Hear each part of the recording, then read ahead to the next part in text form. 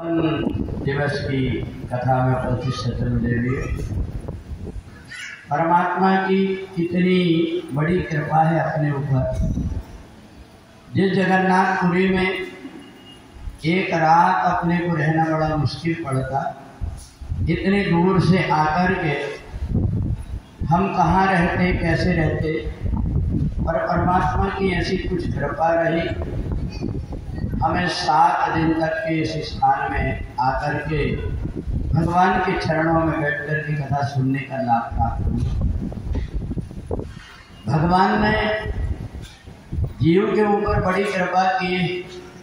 पहले जन्म में पता नहीं हमारा ऐसा कौन सा पुण्य रहा होगा। हमें तो ऐसा लगता है कि हमारा पुण्य तो क्या परमात्मा की ही कृपा रही होगी, जिस कारण से हमें सहयोग मिल पाया। ऐसे भगवान के धाम में आकर के और हम भागवत ज्ञान यज्ञ में यहाँ पर सम्मिलित हुए। आप सभी के सहयोग से ये कार्यक्रम आज पूर्ण होने जा रहा है। कल हम लोगों ने भगवान के विवाह की कथा श्रवण किए थे। भगवान के 16,108 विवाह हुए। उनमें भगवान की जितनी बटलानियाँ थी 10-10 पुत्र हुए। रुक्मणी का एक बेटा हुआ जिसका नाम था प्रद्युम्न। 10 दिन में ही सम्रासुर ने हरण करके ले गया था और उसी का बेटा अनिरुद्ध हुआ। जीवन में हर किसी के कुछ न कुछ मुसीबत के दिन आते रहते हैं, परंतु जो व्यक्ति मुसीबत से घबराता नहीं, उस व्यक्ति के जीवन में कोई ना कोई रास्ता निकल जाता है। द्रौपदी भगवान श्री कृष्ण को अपना भाई मानती थी, परंतु एक समय ऐसा आया कि जुआ के खेल में युधिष्ठिर ने सारा धन हार करके द्रौपदी को भी हार दिया। बदला लेने के लिए दुर्योधन और दुशासन ने द्रौपदी को चीर हरण करके और सब समाज के बीच में उन्हें नीचे दिखाना चाहा, परंतु परमात्मा की कृपा थी। 10,000 हाथियों का बल था दुशासन की बाहों में, परंतु वो द्रौपदी के चीर को अलग नहीं कर पाया। ये सब परमात्मा की कृपा से ही होता है। भगवान को धन संपत्ति की आवश्यकता नहीं होती। दुर्योधन ने 56 प्रकार के भोजन भगवान के लिए बना करके रखा था, परंतु भगवान ने चुना तो भोजन करना कहाँ चुना? विदुर के यहाँ। भगवान विदुर के यहाँ जब पहुँचे, दोनों गरीब थे, बैठालने के लिए भगवान को जगह नहीं कि भगवान फट्टी में जाकर के बैठ गए और उन्होंने 56 प्रकार के भोजन छोड़ करके और केले के छिलकों का भोग लगा करके अपने भक्त को निहाल कर दिए। ये परमात्मा का ही स्वभाव होता है। वो छोटे व्यक्ति को भी और कितना बड़ा बना देता है और बड़े बड़े व्यक्तियों को भी धूल चटा देता है। ये सब परमात्मा की कृपा। परमात्मा की ही इच्छा से सब कुछ होते रहता है। महाभारत के युद्ध में सारे कौरव सेना के लोग मारे गए। युधिष्ठिर बड़े दुखी थे। उन्होंने राष्ट्रीय यज्ञ का आयोजन किया। पूर्वजों की इच्छा थी। भगवान ने कहा देखो यज्ञ तो तब सफल होगा जबकि तुम अपने शत्रुओं का वध करो। भगवान भीम को और अर्जुन को साथ में लेकर जरासंध के यहाँ गए और भीम और जरासंध का युद्ध हुआ। जरासंध को बीच में से फाड़ करके और भीम ने भगवान की आज्ञा का पालन किया। इधर जब यज्ञ का प्रारंभ हुआ तो कहा कि सबसे पहले इस यज्ञ में पूजन किसकी करेंगे? द्रौपदी ने और अर्जुन ने, युधिष्ठिर ने, कुंती ने, इन सब ने निश्चय किया कि हमारे अगर पूज्य है कोई तो वो कन्हैया है, जिनके ओठों पे मुरली रहे रात दिन, जिनके होठों पे मुरली रहे रात दिन, बस वही मुरली वाला हमें वही मूर्ति वाला हमें चाहिए, बस वही मूर्ति वाला हमें चाहिए, बस वही मूर्ति वाला हमें चाहिए। साहब कह दिया हम तो कन्हैया के अलावा और किसी को नहीं मानते। और जैसे पूजा करने के लिए चले तो शिशुपाल खड़ा हो गया, कहा मेरे रहते हुए राजा महाराजा आओगे तो ग्वाले की पूजा करोगे। भगवान हंसने लगे। सारी सभा के व्यक्ति भगवान की तरफ देखते, इनको बड़े बड़े राक्षसों का वध कर दिए पर आज हंस रहे हैं। भगवान हंसते हंसते अपनी उंगली चला रहे थे। सुखदेव जी ने राजा परीक्षित से कहा, परीक्षित जिस समय शिशुपाल का जन्म हुआ था ज्योतिषियों ने बताया था कि इसकी तीसरी आंख और 2 हाथ इसकी गोद में गिर जाएंगे, समझ लेना उसके बाद इसकी मौत होना। तो उस समय पर भगवान श्री कृष्ण जैसे ही गोद में लिए तो ये घटना घट गई। उसी समय शिशुपाल की माँ ने भगवान से वचन ले लिया था कि तुम भाई हो, मेरे बेटे का वध तो नहीं करोगे। भगवान ने कहा ये तो नहीं कह सकता, पर इतना कहता हुआ कि 100 गलती का जिसकी क्षमा कर। आज भगवान वही गिन रहे हैं और जब 100 गिनती पूरी हुई भगवान ने कहा शिशुपाल अब तेरी पाप का घड़ा भर चुका है, अब आगे मत बोलना। शिशुपाल ने कहा अरे डरपोक, मैं जानता हूँ तू रण छोड़ करके भागा था, तेरे में हिम्मत होती तो तू जरासंध से युद्ध करता। भगवान ने जैसे ही देखा सुदर्शन चक्र उठा करके शिशुपाल का वध कर दिए।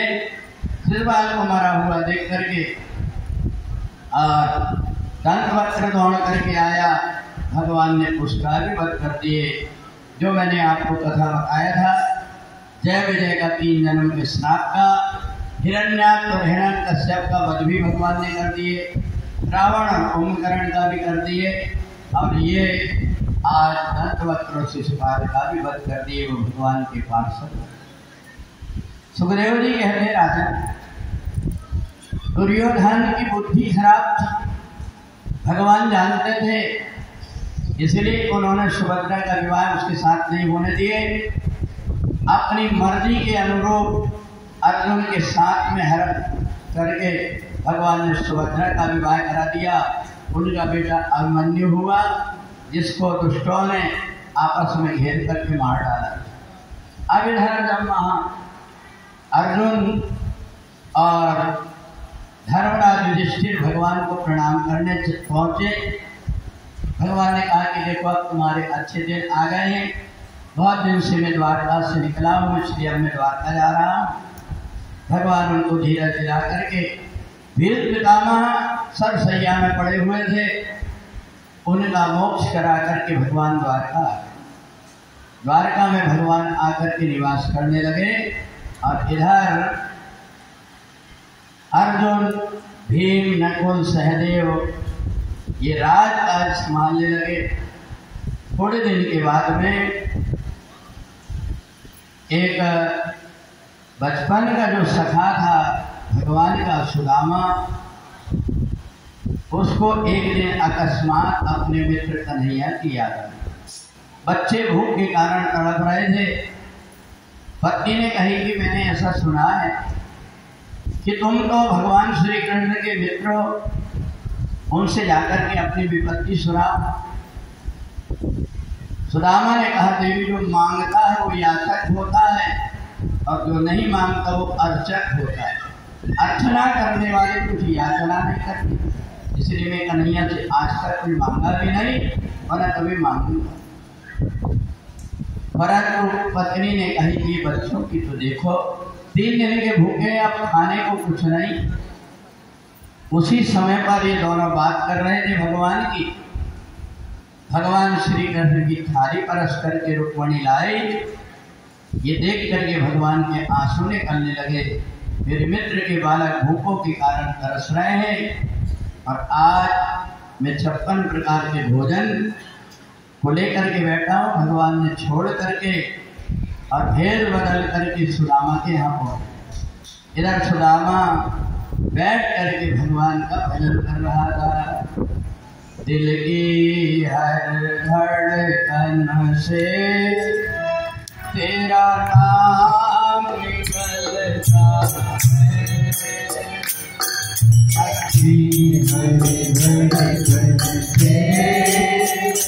तेरा नाम निकलता है। भगवान तेरे दर्शन को तेरा दास तरसता है। आगे बढ़े तेरे दर्शन को तेरा दास तरसता है। दिल की हर धड़कन से तेरा नाम निकलता है। दिल की हर धड़कन से तेरा नाम निकलता है। भगवान तेरे दर्शन को तेरा दास तरसता है। भगवान तेरे दर्शन को तेरा दास तरसता है। इधर सुदामा बैठ करके माला कर रहा था। भगवान माला करने वाले को पहले नहीं मिले। सुशीला तो केवल चलते फिरते लड्डू गोपाल की सेवा किया करती थी। इतने मात्र से ही भगवान के सबसे पहले दर्शन हुए। भगवान भेष बदल करके पहुंच गए सुशीला के पास। भगवान ने कहा भिक्षाम देहि। सुशीला ने सोची कि बताओ हमारे घर में कुछ नहीं है और ये हमारी हंसी उड़ाने के लिए कौन आ गए। जैसे देखी भगवान के रूप को देख करके मोहित हो। भगवान ने मन में विचार किया कि मेरे ही श्राप से बचाने के कारण तो सुदामा ने ऐसी दशा बना दी, पत्नी की ऐसी दशा, बच्चों की ऐसी दशा। भगवान ने कहा देवी कुछ भिक्षा दे दो। सुशीला ने कही हमारे घर में सूदक लगा है इसलिए हम नहीं दे पा रहे। भगवान ने कहा ये बताओ कि कौन सा सूदक है। कहा हमारे यहाँ एक बेटे का जन्म हुआ जिसका नाम है दरिद्र नारायण। भगवान ने कहा दरिद्रता? बोले हाँ। बोले उसको हमको दान में दे दो। अब तो सुशीला बड़ी प्रसन्न हो गई। भगवान के पास में से दौड़ करके जल्दी से सुदामा के पास में गई। माला फेर रहे थे। कहीं भी अपने द्वार पर एक याचक आए हैं। आज तक धन मांगने वाले बहुत आए पर दरिद्रता मांग रहे हैं, दे दूं क्या? सुदामा को याद आई ये दरिद्रता तो मेरे को प्रसाद के रूप में मेरी कन्हैया की मिली। मना कर दिया ये दरिद्रता नहीं देना है, मेरे प्राण चले जाए पर दरिद्रता नहीं देता। इसी दरिद्रता के कारण तो मेरा हर समय मन परमात्मा में लगा। सुशीला ने मना कर दिया। भगवान ने कहा देखो तुम्हारे जो पति देव है बचपन से अक्खड़ है। सुशीला ने पूछी हमारे पति के बचपन तुम कैसे जानते? कहा मैं द्वारका में रहता हूँ, वहाँ बात चलते रहती है कि हमारे यहाँ के जो राजा हैं उनके मित्र हैं। बचपन से ही इसकी ऐसी आदत है। अब जब माला पूरी करके आए तो सुशीला ने कहा क्यों जी तुम बचपन में भी कोई अक्खड़ थे क्या? बोले अक्खड़ क्या होता है? बोले अकड़ेलू स्वभाव के, किसी के आगे कुछ मांगना नहीं। तो कहा हाँ देवी इसको अक्खड़ नहीं बल्कि मैं स्वाभिमान से मैं सोचता था कि किसी से क्या मांगना, देने वाला कोई और है जो देता दिन रहन, वो तो देने वाला कोई और है इसलिए दुनिया से मैंने कभी मांगा नहीं। बोले ये बताओ तुम्हें बताया किसने? बोले अभी अभी जो भिक्षुक आया था वो द्वारकापुरी से आया और उसी ने बताया क्योंकि वहाँ के राजा तुम्हारी चर्चा करते रहते। सुदामा ने कहा राजा चर्चा नहीं करते, मेरे को ऐसा लग रहा है कि वो खुद यहाँ तक आए। जैसे जाकर के देखा तो रोने लगा। सुदामा बाहरी सुशीला मेरे मित्र के तेरे को दर्शन हो गए, वो और कोई भिक्षुक नहीं था, वो तो मेरा कन्हैया था, उद्धार करने के लिए आया। अब मैं भी जाऊंगा उसके पास। सुशीला ने इधर उधर से लेकर के 3 मुट्ठी चावल दे दी और वो चावल लेकर के सुदामा द्वारका की तरफ चले। चले श्याम सुंदर से मिलने सुदामा, गाते चले मन में हरे कृष्ण रामा।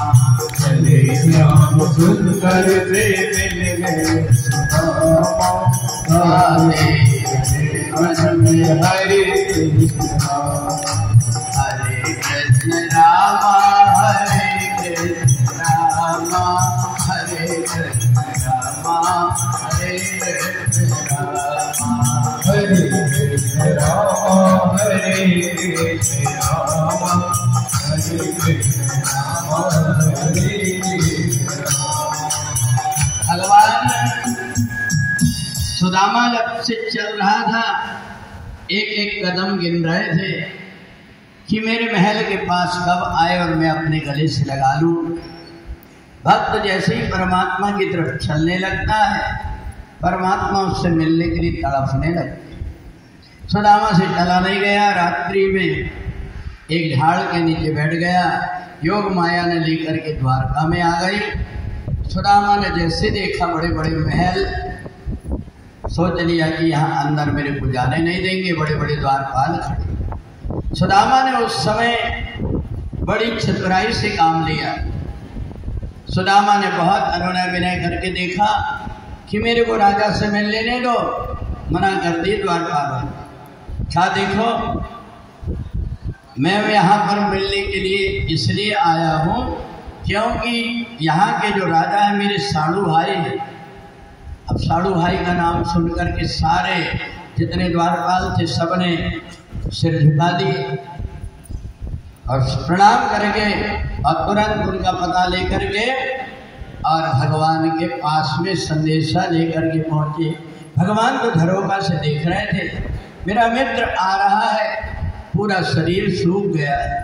इतने में द्वारपाल पहुँचा और भगवान से निवेदन करता है कि शीश पगाना जगा तनु पे और जानी को आए बसे के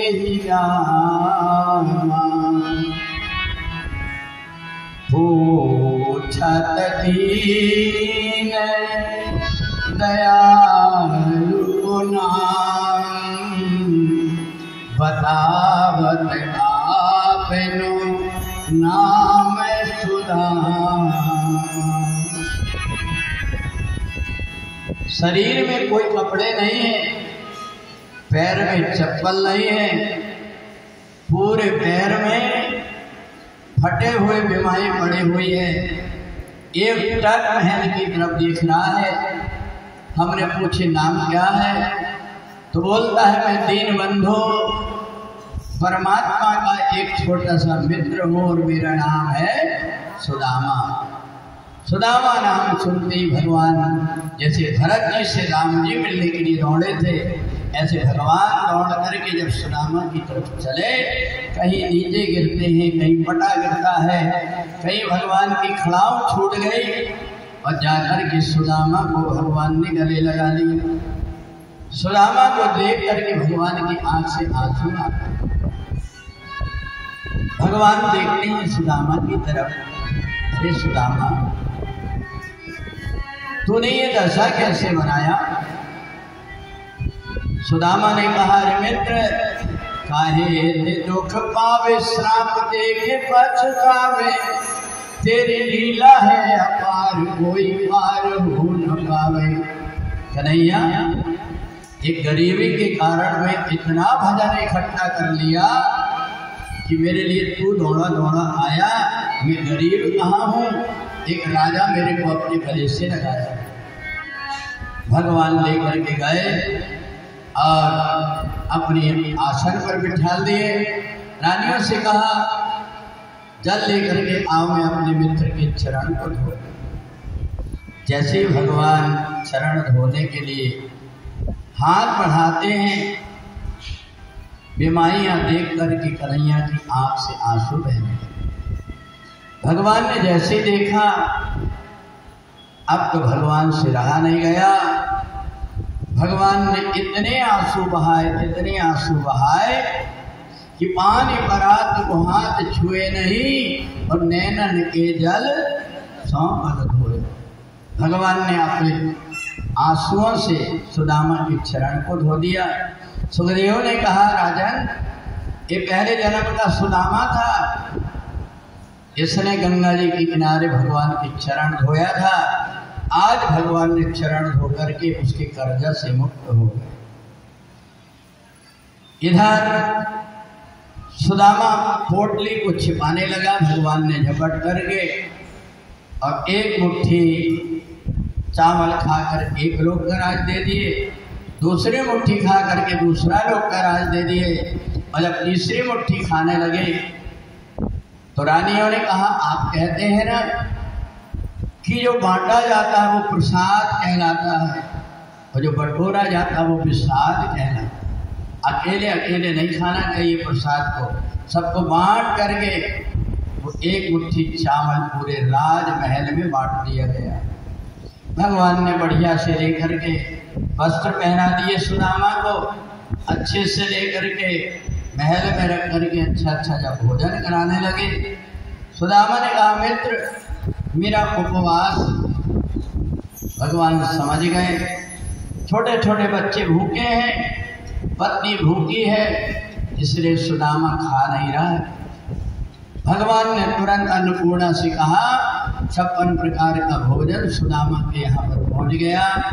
सुदामा ने देखा कि ये तो मेरे घर में भोग लग रहा है, पत्नी और बच्चे बैठ कर के भोजन कर रहे हैं।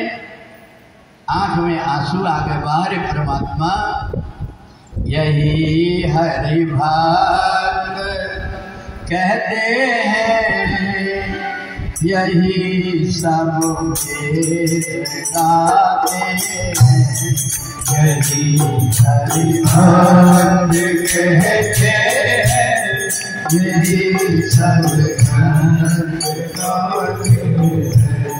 न जाने कौन से गुण पर जाते हैं, न जाने कौन तेरे गुण पर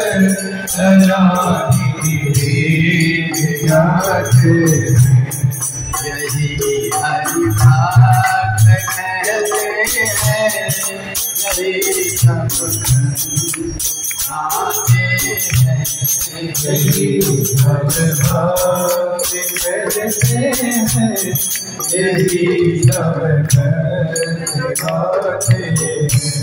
भगवान ने सुदामा की दरिद्रता को दूर कर दिया। जैसे द्वारकापुरी थी वैसे सुदामापुरी बना दिया। सुदामा जब लौट करके आया तो देखा हमने कि यहाँ तो इतना बड़ा महल बन गया है और महल में रहने वाला व्यक्ति भजन नहीं कर पाए, क्योंकि जिसको एसी रूम में रहने की आदत, वो तीर्थ में जाकर के भी ढूंढता मेरे को एसी रूम कहाँ मिले। शरीर को जरा सा कष्ट ना हो, जो व्यक्ति ये सोचता है उसके जीवन में कष्ट खड़ा रहता है अपने आप आने के लिए, परंतु जो तीर्थ में आकर के थोड़ा बहुत कष्ट उठा लेता है वो कष्ट उससे कोसों दूर भागने लगता है। सुखदेव जी ने राजा परीक्षित से कहा, सुदामा महल से बाहर एक वृक्ष के नीचे बैठ करके भजन करने लगे। कन्हैया आ गए, हाथ पकड़ करके कहा कि तुम महलों के अंदर रहोगे परंतु तुम्हारे अंदर मैं निवास करूंगा, तुम्हें मोह माया नहीं सताएगी और मैं तुम्हें वचन देता हूं कि तुम अकेले नहीं, यहाँ मैं भी रहूंगा। और यही पास में मंदिर भगवान का बना हुआ है, भगवान आज भी वहाँ पर विराजमान है, साक्षी गोपाल के रूप में। तो सुखदेव जी राजा परीक्षित से कहते हैं कि भगवान जैसा दयालु और कोई नहीं होता। जो परमात्मा की भक्ति करता है उससे बढ़कर के और कोई भाग्यशाली नहीं। केचित बदंति धनहीन जनो जघन्या, कुछ लोग कहते हैं जिसके पास धन नहीं वो भाग्यहीन व्यक्ति है। नहीं, भाग्यवान तो वो है जंगल में वन में रहने वाले वनवासी पूर्ण भील, राजघराने को छोड़ करके भगवान जिनके पास जाकर के आनंद मंगल करते थे, अपने हाथ में चुल्लू में जल लेकर के पीते थे और उनसे बैठ करके प्रेम से बात करते थे, भाग्यशाली वो। इसलिए सुखदेव जी ने कहा, राजन तुम अच्छे समय पर आ गए मेरे पास में, मैंने तुम्हें भागवत की कथा सुनाया, पर अच्छे कर्म जो कुछ करते हैं उसका अभिमान मत करना, क्योंकि राजा नृग थे, उनको अभिमान हो गया था, इसलिए दूसरे जन्म में वो उनको गिरगिट बनना पड़ा था। कहा अच्छी चीज़ें जहाँ मिलती है ग्रहण कर लेना चाहिए और बुरी चीज़ों को छोड़ देना चाहिए। गुरु ही यही शिक्षा देते हैं, जहाँ से अच्छी चीज़ें मिले ग्रहण कर लेना चाहिए। ये गुरु केवल कान फूकने वाला नहीं होता, गुरु वो होता है जो हमें बुराई से बचा करके अच्छाई में लगाता है। दत्तात्रेय जी ने 24 गुरु बनाए थे, उन्होंने एक से एक चीज़ सीखा। इधर भगवान श्याम सुंदर को प्राप्त करके भी वसुदेव को ज्ञान नहीं हुआ। नारद ने 9 योगेश्वरों का संवाद सुनाया और उनको कहा कि देखो ये शरीर एक मंदिर है और इसके अंदर परमात्मा निवास करता है। पाप पुण्य अच्छा बुरा ये तुम्हारा धर्म नहीं, ये तो केवल साक्षी मात्र होकर के कर्म करने वाला व्यक्ति परमात्मा की भक्ति पाता है। भगवान ने इधर मन में विचार किया कि अब मेरा जाने का समय हो गया है। वहाँ सारथी रथ लेकर के आ गया। भगवान ने इधर ग्वाल वालों को देखा कि ये उद्दंड हो गए, ये द्वारका में रहने लायक नहीं, उनको प्रभास क्षेत्र भेज दिया। समुद्र में तूफान आने वाला है, सारे चले गए। जब भगवान के एक बेटा सांब ने एक संत का अपराध किया तो उन्हें श्राप दे दिया कि जाओ तुम महात्माओं का अपमान करके, इसलिए तुम्हारे पेट से मूसल पैदा होगा, पूरी यदुवंश का नाश कर। उन्हें जैसे ही कपड़े अलग करने की सोचा तो मूसल निकला, घोर घोर करके उसको फेंक दिए। और श्राप के कारण महात्मा के शराब पी करके सारे यदुवंशी लड़ करके मर गए। जो बचे हुए थे उनको लेकर के हस्तिनापुर अर्जुन चले गए।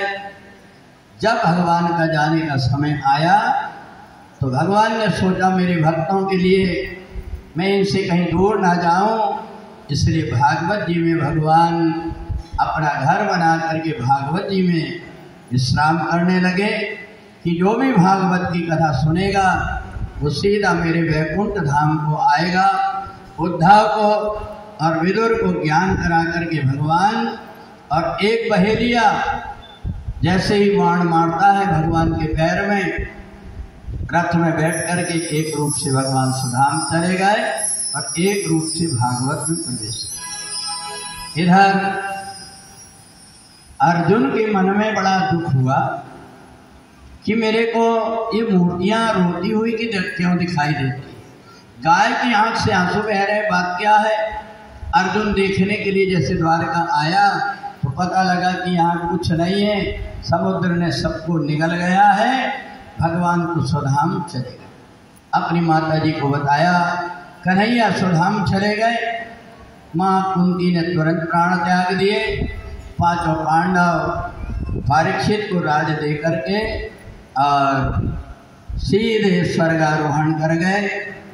इधर राजा परीक्षित बैठे हुए थे। परीक्षित से कहा सुखदेव ने, अब देखो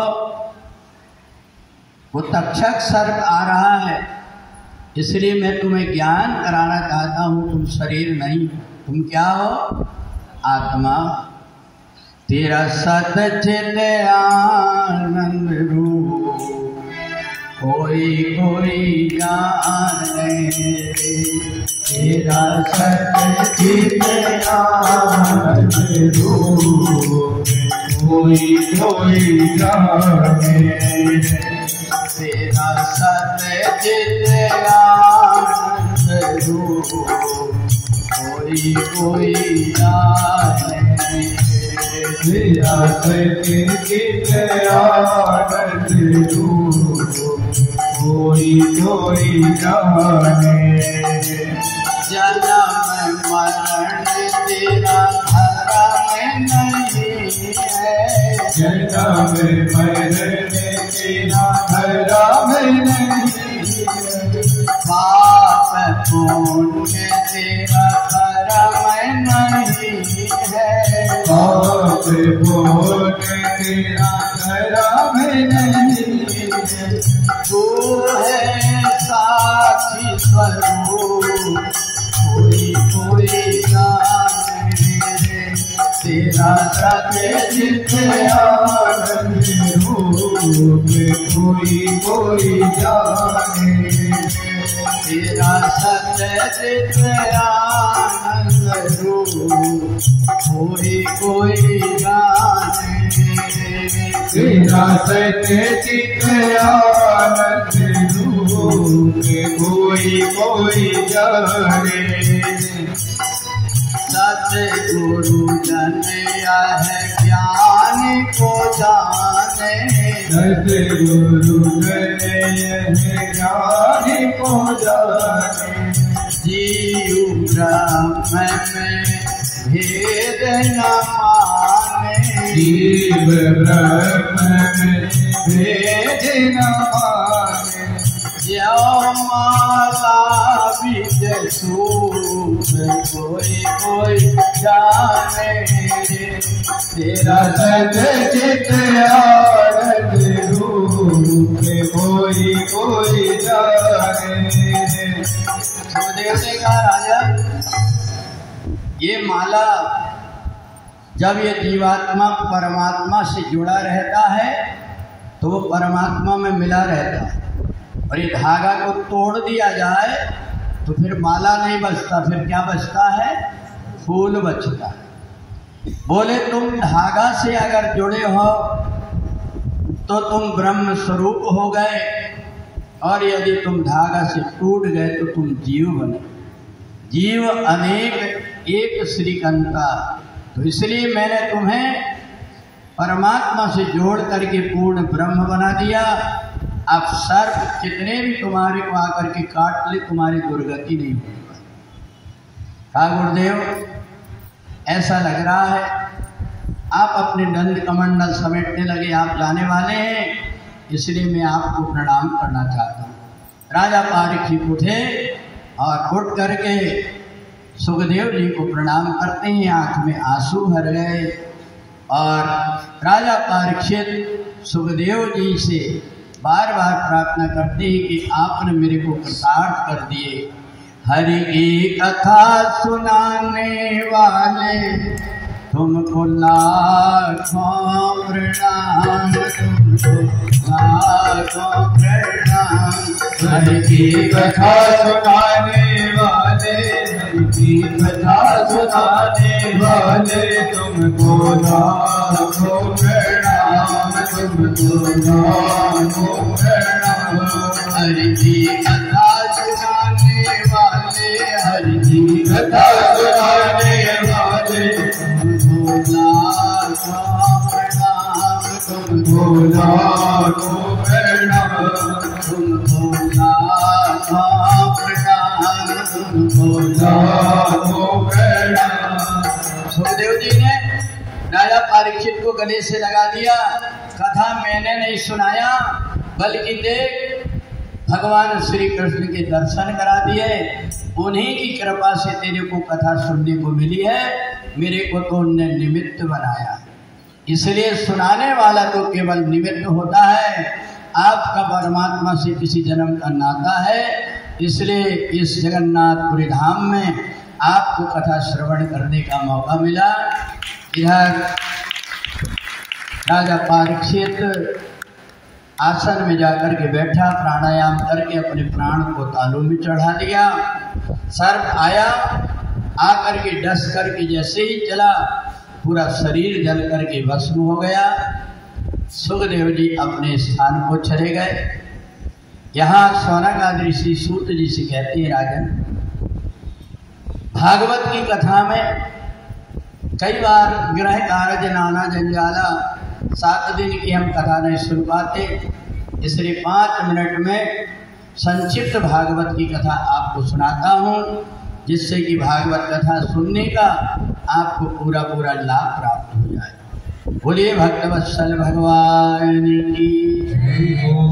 पहले दिन हमने भागवत जी को लेकर के जगन्नाथ भगवान के यहाँ तक गए, उनको निमंत्रण दे करके, और यहाँ आकर के भागवत जी का महात्म्य आपको सुनाया।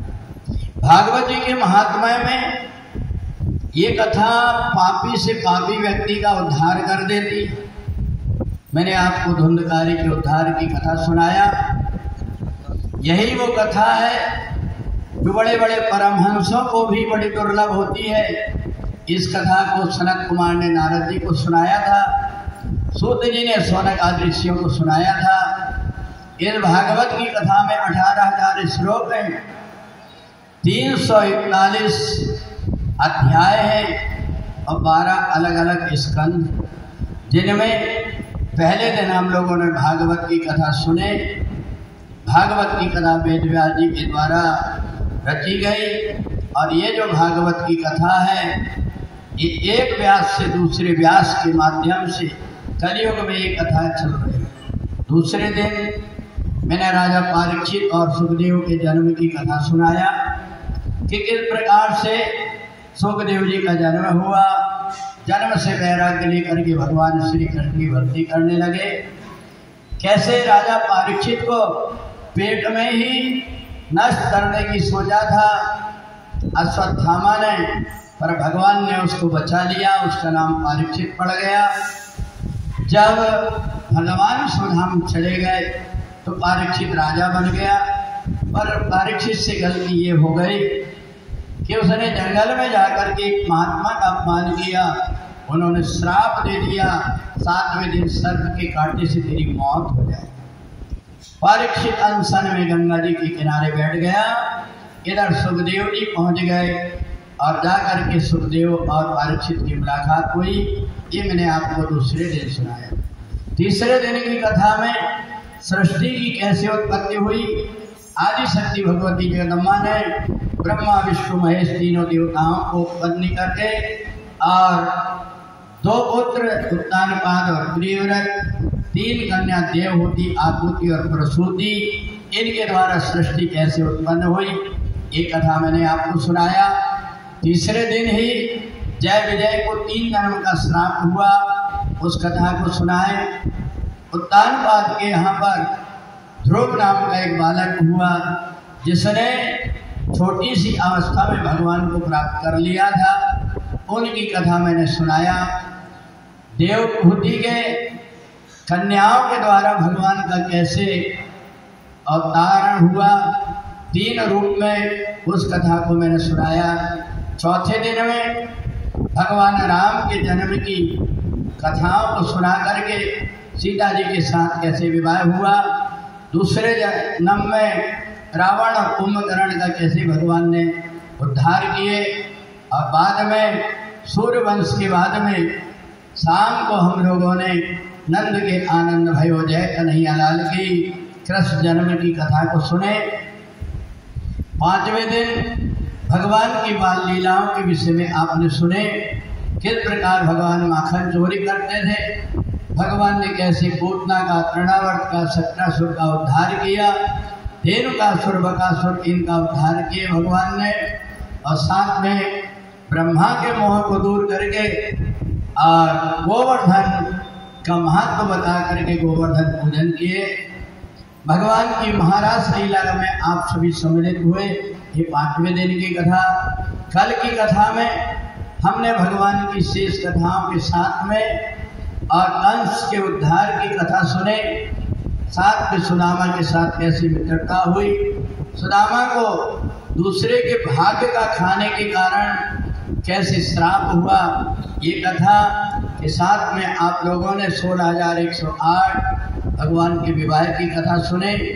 आज भगवान की संतान महाभारत की थोड़ी सी कथा, विदुर और द्रौपदी से भगवान का प्रेम, इस कथा के बाद में हमने सुदामा के दरिद्रता कैसे दूर हुई, ऐसे भगवान की कृपा से सुदामापुरी मिली, उस कथा को सुभद्रा हरण की कथा, साथ में जरासंध का दत्तवक्त्र और शिशुपाल का कैसे उद्धार हुआ, ये कथा को दत्तात्रेय जी के 24 गुरु की कथा, साथ में भगवान सुधाम कैसे गए और राजा परीक्षित का कैसे उद्धार हुआ, ये आज की कथा में आपने सुना। अब एक आखिरी श्लोक आप मेरे साथ में बोल करके और कथा का समापन करें। बोलिए भागवत भगवान की। नाम संकीर्तनम यस्य सर्व पाप प्रणाशनम सर्व पाप प्रणाशनम प्रणामो संदुख समनाः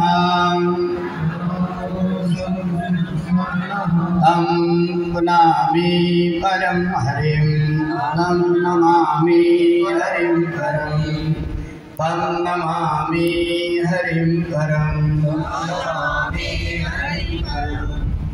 बोलिए भागवत भगवान की।